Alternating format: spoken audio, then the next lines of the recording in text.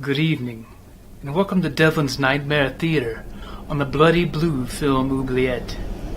It's the beginning of the Christmas season, which brings happiness to many, but for some it is a very tragic time of the year. This release from Scream Factory explores just that kind of scenario. It's about a poor young man whose mental landscape is a bleak, wintry hell. They've taken the title of a classic Christmas song and joyfully mutilated it for your sadistic pleasure. This is BloodyBlu's Bloody Christmas review of Silent Night, Deadly Night. This collector's edition Scream Factory release comes with a limited slipcover that displays the great new artwork from Joel Robinson. Scream Factory also caters to the fans of the original artwork by providing a reversible cover. Silent Night, Deadly Night was released in 1984, directed by Charles E. Sellier Jr., and starring Robert Brian Wilson, Lillian Siobhan, Gilmore McCormick, Tony Nero, and a brief appearance by Scream Queen, Linnea Quigley.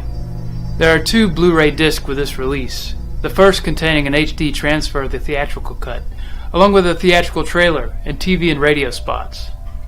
Disc 2 contains the unrated version, which is pieced together with the HD transfer and standard definition inserts. It also includes audio commentary tracks with the star, the writer, and the producer, an audio interview with the director, a making-of featurette with cast and crew interviews, letters of outrage, and a still gallery. Now let's take a closer look at the film. Young Billy Chapman is traveling with his parents on Christmas Eve to visit his catatonic grandfather in a nursing home. While there, his grandfather warns him of the danger that Santa Claus represents and how he punishes the naughty on Christmas Eve.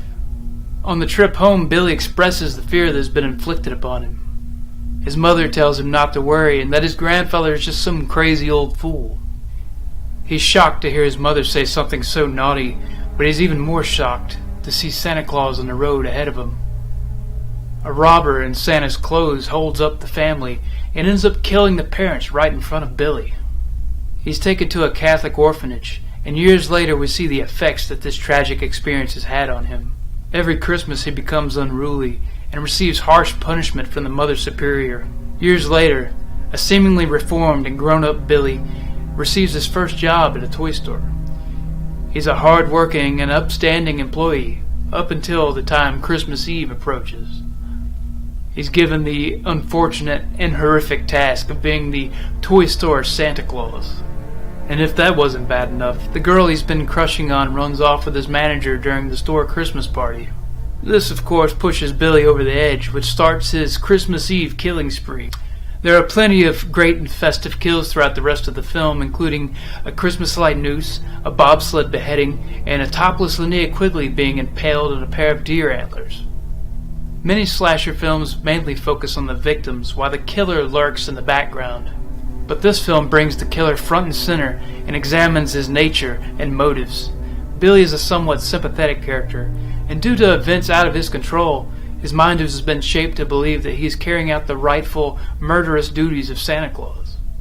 It's this attention to character psychology and development that elevates Silent Night, Deadly Night above many other slashers of the era.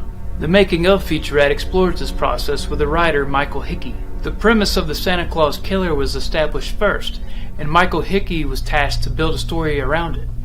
The star Robert Brian Wilson talks about transforming into the Billy Chapman character. He also talks about the change in tone on the set as soon as he put on the killer Santa Claus suit. And the producers talk about the controversy surrounding the film and how they received multiple complaints from mothers and members of the religious community. Even though this film was pulled from theaters due to the outrage, it was found new life on the home video market. In a separate interview with Linnea Quigley, she talks about her short role in the film.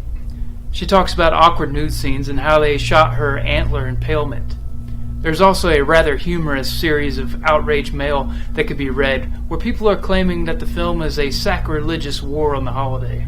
Even those claiming to support freedom of speech and expression claim that they are offended and that the film goes way too far. But this public outrage inadvertently gave the film more attention than it might have had otherwise. This has resulted in the film becoming essential holiday viewing for horror fans. I'm giving this superb release from Scream Factory a solid 8 out of 10. Be sure to subscribe to the BloodyBlu YouTube page so you don't miss what we have in store for you next. Check out gaming reviews from the Gamer Ghoul and indie horror reviews from the son of Celluloid himself. And until next time, farewell and stay bloody.